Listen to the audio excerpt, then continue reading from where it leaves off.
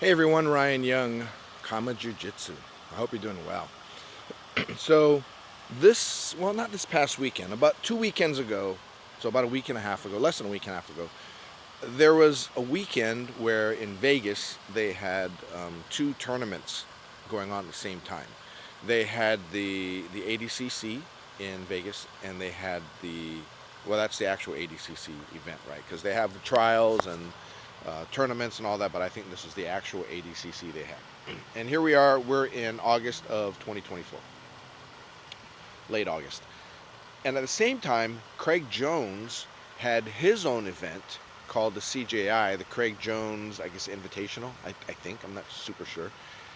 And you had blockbuster competitors on both sides.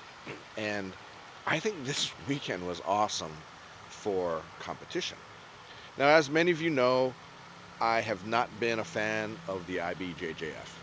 Um, it's not to say that I don't have members that compete in it. Every once in a while, I have one of my members compete in one of the IBJJF tournaments, but Kama Jiu-Jitsu as an organization, I don't think we're part of them, only because they don't recognize Dave Kama being a multi-degreed black belt, which, that's their prerogative. So as a result, Kama Jiu-Jitsu uh, does not really make it a regular thing to compete in the IBJJF.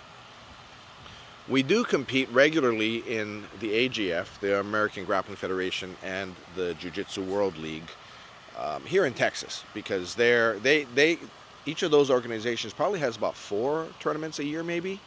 So you're looking at 8 opportunities for our competitors to compete. And ADCC has at least maybe 1 or 2 tournaments in the area. CJI is brand new. That's both ADCC and CJI. They're for the elite level grapplers in this case.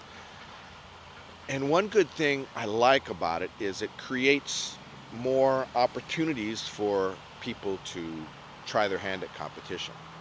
And many of you know that's not really our history. It's not to say we haven't competed, right? I competed back in the 90s.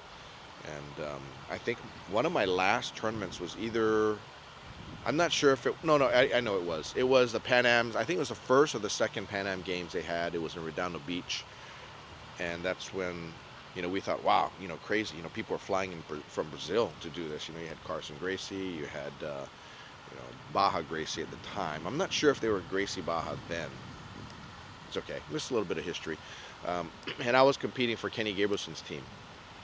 But at any rate, I've been, since the takeover of competitions by the IBJJF, with the rules and all that, I've never really been a fan of it. But at the same time, I still recognize that members want to compete from time to time. So obviously we tried to get in, but like I said earlier, they didn't recognize Dave Kama being a multi-degreed black belt. And it took a call from Hickson to the IBJJF for Dave to be even recognized as a black belt. And of course, everybody knows he's one of the Dirty Dozen black belts. But at any rate, they run a business the way they want to, and that's fine. I can appreciate that. So going back to this past weekend with the CJI, and I'm not a big fan of watching jiu-jitsu, but my members will. They'll get together, even my instructors will, and I don't usually join them. But this time, Dave Kama and one of our black belts in California was in Texas, and thankfully the CJI was available on YouTube. And I hope that Craig Jones made a shit ton of money doing this particular promotion. I think he paid out $2 million plus in prize money, which is a great thing, because why not, right? If there's an interest for it with the money behind it, and you have athletes that are willing to train hard and work hard to earn that money, then why not, right? I think it's a great thing. I'm not sure if ADCC, I think ADCC probably pays for their super fights, but I don't know if they pay their champions. And if they do, I'm thinking they don't pay $1 million. They could afford it. Those of you who don't know, the ADCC used to be the Abu Dhabi Combat Club. And from what I can recollect, it was started by, I want to say, Sheikh Tanoon, and he if I remember right, used to train with Nelson Montero in San Diego while he was in college, and once he graduated, went back to the Emirate or Kingdom, I don't know what they call it, and he wanted his citizens to also be able to train jiu-jitsu, and then started a first-class academy out in Abu Dhabi, of all places, right? So that's kind of a cool thing. And it eventually became to where one of my instructors at the time trained in I think he was not trained, but I think he competed in the very first ADCC, or one of the first, and that was Rodrigo Gracie, who's the son of Heusen Gracie, who was the master that taught Kenny Gabrielson, which is how I came into that line. But shortly after I trained with Rodrigo, he had gone over to Henzo's, trained with him, and then competed in one of the early ADCCs, and he won it. I think he won it all. I don't know if they had weight classes then. If he was in a weight class, I know he won the whole thing. I think you have to win like 7 or 8 matches to win it. But that just kind of goes to show how competition is starting to evolve, and the more people that get into competition, the better the competitors become, and the better the competitors come, the more notoriety the sport gets. So the one thing that I had to kind of get used to is that the grappling game has changed. It's not really the same as when the Gracies first brought jiu-jitsu to the United States. It's become submission grappling. We have the gi, no gi debate going on, and you have some people that only train with no gi, and you have some that only train gi. Whereas with us here at Kama Jiu-Jitsu, we always do both, and we always have done both. Traditionally, it could be where when I was in Hawaii with Helson, it was every Friday we'd go no gi, and we'd go Monday, Wednesday with the gi. So 1/3 of our training was no gi, and 2/3 was gi. Now, back then, there wasn't that much difference between gi and no gi, because we did jiu-jitsu because we wanted to do the best fighting system, not the best sport. We could make jiu-jitsu sportive, but not a sport, right? It's still a combat art, and that's how we were taught it. So on Fridays, I remember the very first, I mentioned this to some of you guys way back when, in one of my much older videos, and I don't even know if I could find it way back, because I have no idea, because I do these videos and I pretty much move on. So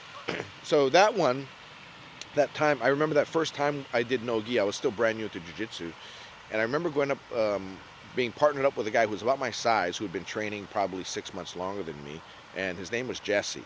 And I still remember, he had the pair of gloves on, he was in my guard, and the objective was to close the distance and keep him tight so he couldn't, punch my face anymore. And he just started blasting me.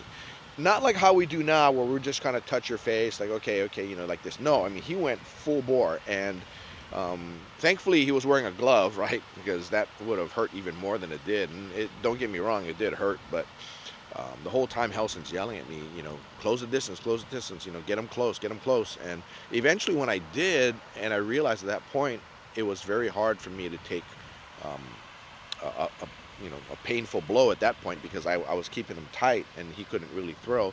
I just thought, man, this is so awesome, and I am in the right art. And that's what kind of got me charged up about doing no gi, because no gi was supposed to be the more realistic fight situation. Whereas now, especially when I was watching the Craig Jones, I guess it's become submission grappling, which is a lot of guard game. A lot of guys pull guard now. And I still remember, I guess, as Luke Rockhold, was he making fun of somebody? I don't know, but what he did was he started at the top. They have these ramps that lead down into the mat, and he slid down on his butt, and he kept scooting across, butt scooting, as if to kind of mock the guy he was going up against.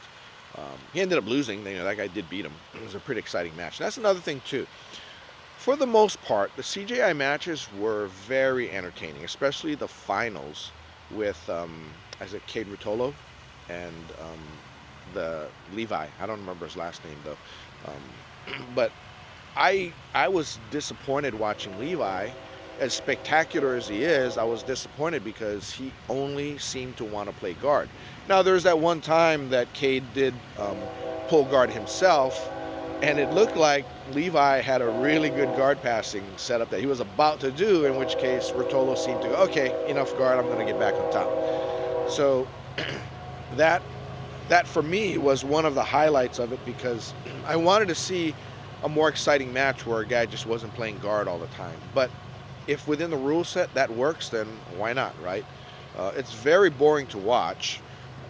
You get to submissions pretty quick a lot of times, but it's sportive, sport rather. Just a sport where you can get your leg broke. And I give this guy credit. He worked really hard to get to where he did, as did the Cade Rotolo. And from what I understand, I didn't see this match because we were having dinner and stuff with the TV on.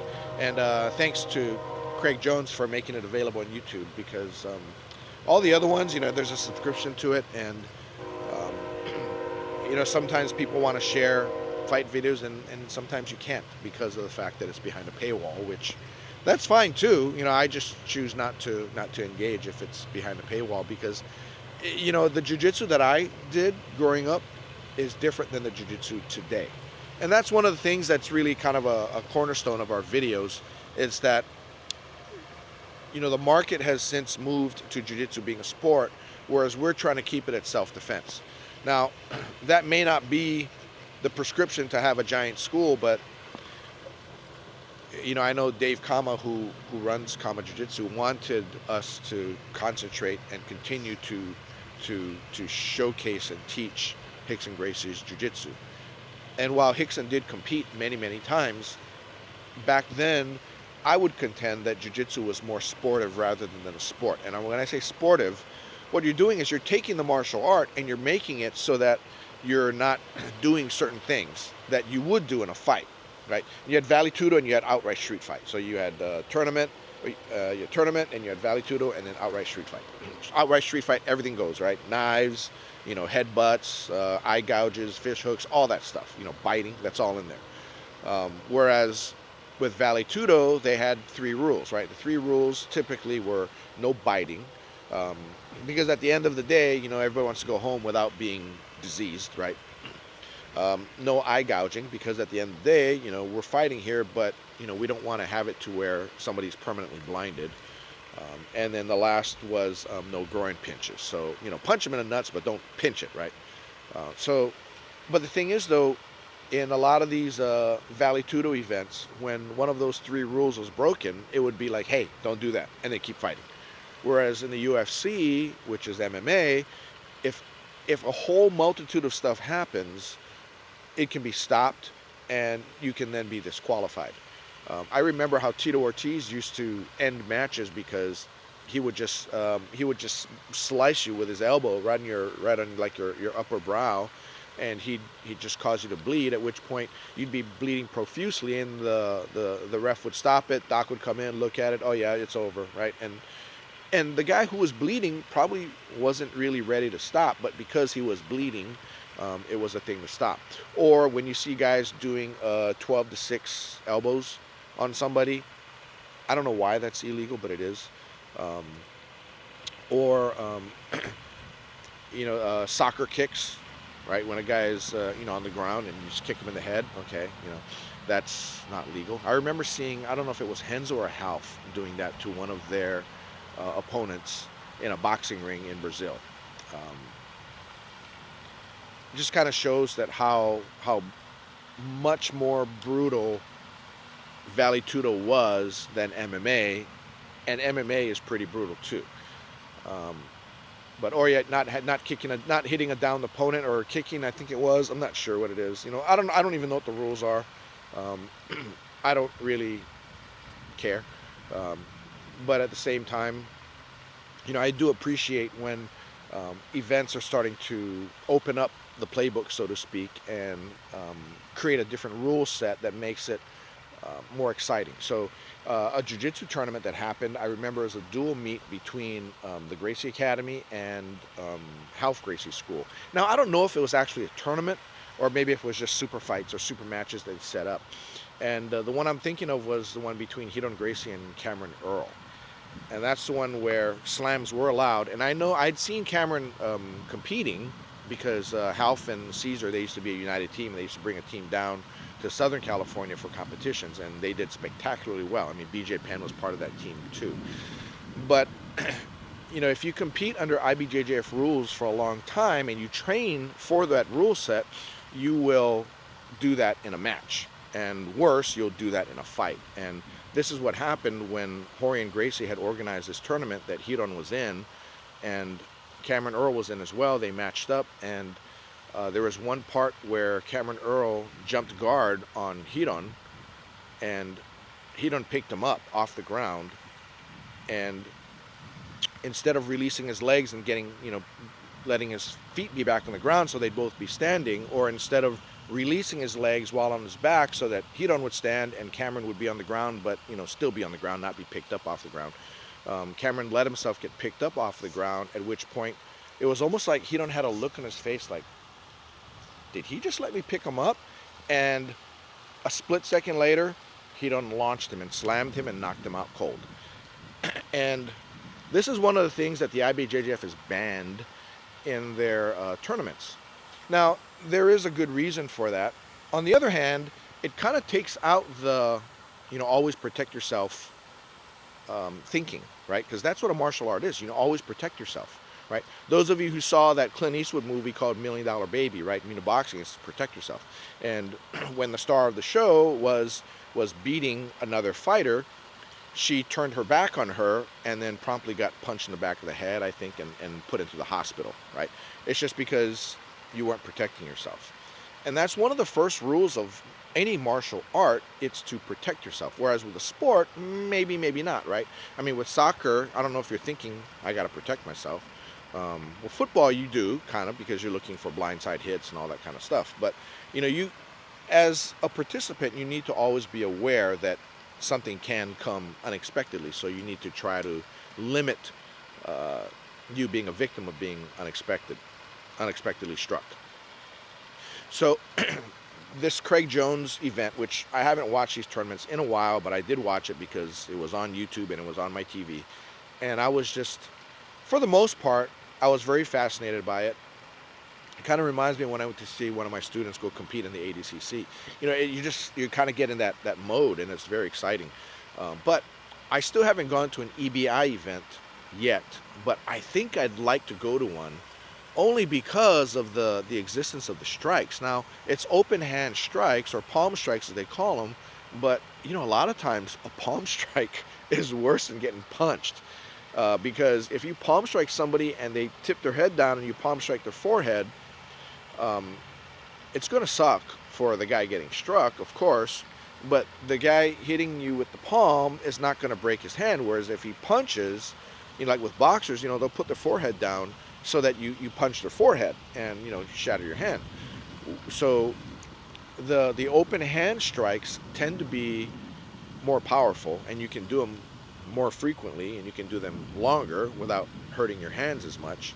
So thereby making it kind of exciting, seeing people get, I hate to say but people do watch it to see people get knocked out, just like how people watch NASCAR and Formula One to see crashes. That's kind of the degenerate in all of us, right? But, the Craig Jones event, I like that it was televised so more of us could see it, and I really hope, Craig Jones, that you made a shit ton of money doing this and that you do more of these, because more competition is always better. And the fact that you could figure out a way to create a product that so many people watched and participated in, and amongst my instructors, there are videos going back and forth of the more exciting matches, and even some friends who don't train with me have sent me clips of videos of the fights from the CJI. I mean, that is something that I think is going to blow up. And the fact that they had such good prize money, it's kind of like what Halleck Gracie was trying to do with Metamoris. I don't know if one is better than the other, but they're very similar thinking. But Craig Jones is very much a promoter. That whole what's her name, Gabby Garcia moment. You cross the line. You cross the line, Poha. You know, that part, I'm assuming that was staged, but it was hilarious nonetheless. And how during their match, how he, you know, was very nice with her. And it was great to see. It was very refreshing to see that kind of as a, we know there's no real competition, but at the same time, it's good to see a woman like Gabby Garcia, you know, step up and choose to do it. And even watching the female match, what was her name? Fionn Davies and Megaton's daughter. What's her name? Um, I don't know. It's slipping my mind right now. Mackenzie Dern. That was a great match too. And it just goes to show the women can compete, you know, amongst themselves as well, and with as an exciting, an as exciting match. So anyway, I just wanted to, you know, put this out and thank Craig Jones for doing this, and you know, for us, so we can see. I know it's for your benefit as well, but you know, having us get to see this was pretty awesome. So anyway, that's all I got. Take care.